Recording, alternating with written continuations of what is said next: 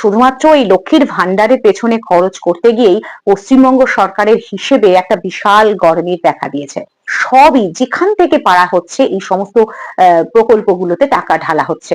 এই সমস্ত কিছু করতে গিয়ে ১০০ দিনের কাজের যে হিসেব, যে খরচ, সেই হিসেবই বঙ্গ সরকার গত ৪ বছর পাঠাতে পারেন। এই সমস্ত বিতরণের চক্করে প্রয়োজনীয় যে জনকল্যাণমূলক কাজ যেমন মিড ডে মিল, সেখানে আর বরাদ্দ বাড়ে না। দেখা দিয়েছে ভয়ঙ্কর পরিস্থিতি।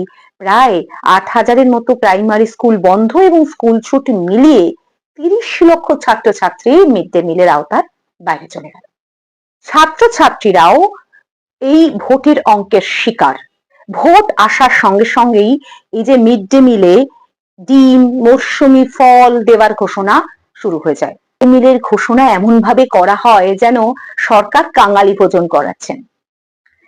৫৮ লক্ষ ভোটারদের নাম বাদ পড়ার জন্য মুখ্যমন্ত্রী যেভাবে সুপ্রিম কোর্টের সওয়াল উৎসবে গেলেন, অথচ এই যে ৩০ লক্ষ পড়ুয়া এই যে মিড ডে মিলের লিস্ট থেকে সরে গেল, মানে ৩০ লক্ষ ছাত্র জীবন একেবারে বন্ধের মুখে, সেদিকে মুখ্যমন্ত্রী নজর দেওয়ার সময় পেলেন না।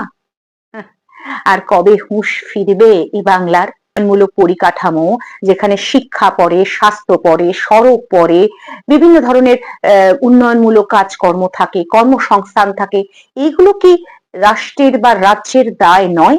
অন্যদিকে দেখুন, এত সমস্ত গরমিল, কারচুপি, দুর্নীতি ধরা পড়ার পরেও ইডি সিবিআই এর খেলা চলবে। ওই যে কথাই তো আছে, খেলা হবে, খেলা হবে।